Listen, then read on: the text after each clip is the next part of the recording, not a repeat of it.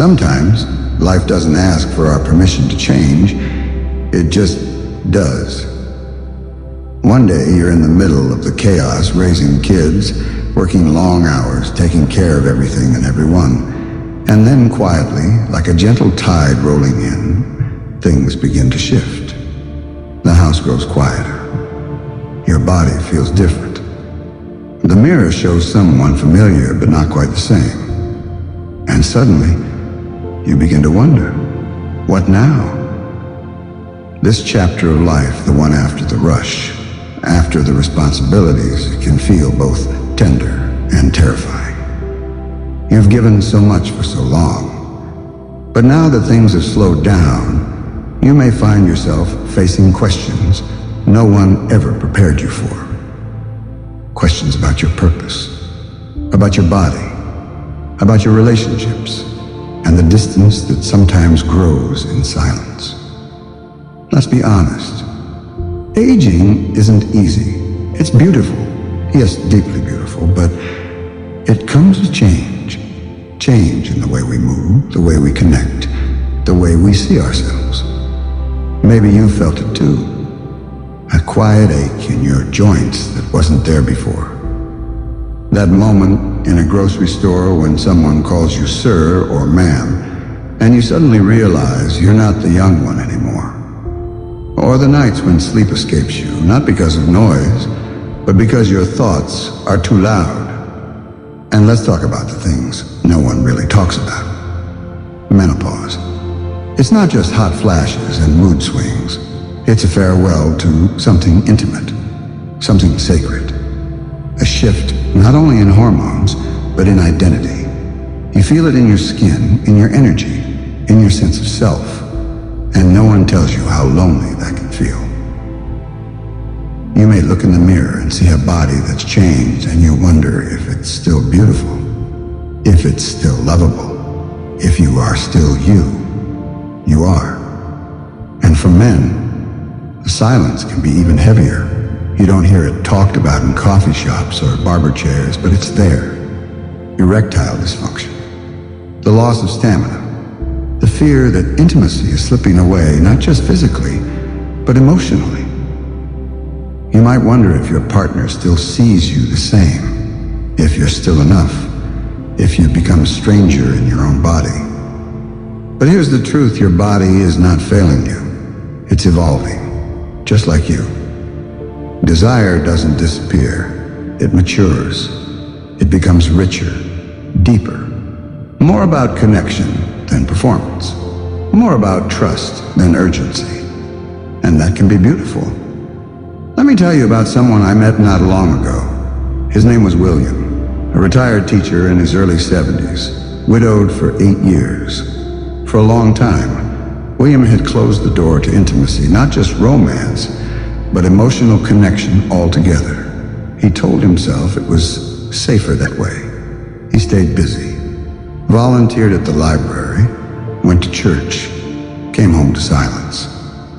But then during a poetry reading at the local community center, he met someone. Her name was Ruth. She was soft-spoken, wore purple scarves, and laughed with her whole body. They started talking, then walking, then sitting together at events. One night, over a cup of chamomile tea, William said, "I didn't think I'd ever feel this way again. I thought that part of me was over." Ruth took his hand and replied, "It's not over. It's just different." And that's the point, really. It's not over. You are not over. You're just entering a softer chapter. A quieter chapter, yes, but one with depth, with tenderness, with room to rediscover parts of yourself that were tucked away during the busier years. Maybe it's time to revisit an old dream. Maybe it's time to say the words that were never said. I love you. I'm sorry. I forgive you. I miss you. Maybe it's time to reach out to that friend you lost touch with, to rebuild a bridge you thought was too far gone. Or maybe it's time to look inward and give yourself the compassion you so freely gave others. There's something powerful that happens when we begin to see ourselves not as broken or past our prime, but as still becoming, still learning, still worthy. And let me tell you about Helen and Tom. They were married for over 40 years. Good years, busy years, raising kids, building a life. But somewhere along the way, they stopped being tender. They stopped holding hands, not because they stopped loving each other, but because life made them forget how to show it. Then after Tom had a minor surgery, he became more quiet, more withdrawn. Helen tried to cheer him up, but nothing worked. One evening, she found him sitting on the edge of the bed, head in hands, and he whispered, "I don't know how to be close anymore." Helen sat beside him, wrapped her arm around his back, and said, "Then let's learn again, together." Since then, they've started going to counseling, reading together at night, touching each other's faces like it's the first time. It wasn't perfect, but it was honest, and it was theirs. You don't need to have all the answers.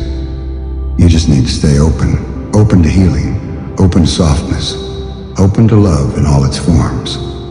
If you're feeling the weight of regret for not starting sooner, not saying enough, not taking care of your body the way you wish you had, please be gentle with yourself.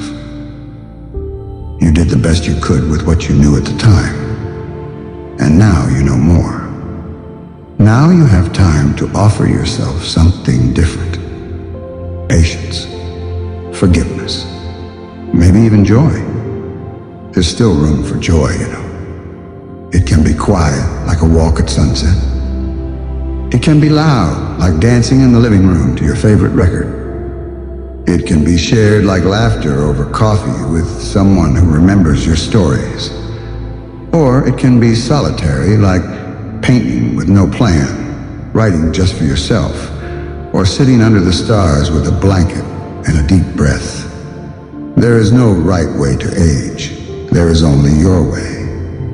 You are allowed to rest, to change, to feel beautiful in your skin, even if it has changed, even if it sags, even if it bears the marks of a life well lived. You don't have to pretend to be younger. You don't have to chase youth to deserve love. You are enough. You are more than enough.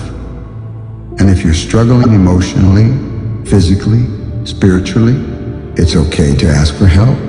Therapy isn't weakness. Conversation isn't burden. Vulnerability isn't shameful. You deserve to be supported not just when you were young or working or raising children, but now. Especially now. This time of life can be a beautiful unfolding, a homecoming to yourself. It's never too late to feel again. It's never too late to say what needs to be said. And it's never too late to be loved fully, deeply, just as you are. If this message touched something inside you, if it reminded you that you are not alone, that you are still deeply human and beautifully whole, I gently invite you to like this video, share it with someone you love, and subscribe to The Age of Beauty. Because here, aging isn't something to hide from. It's something to honor. And you are still becoming. And we're honored to walk this path with you. Always.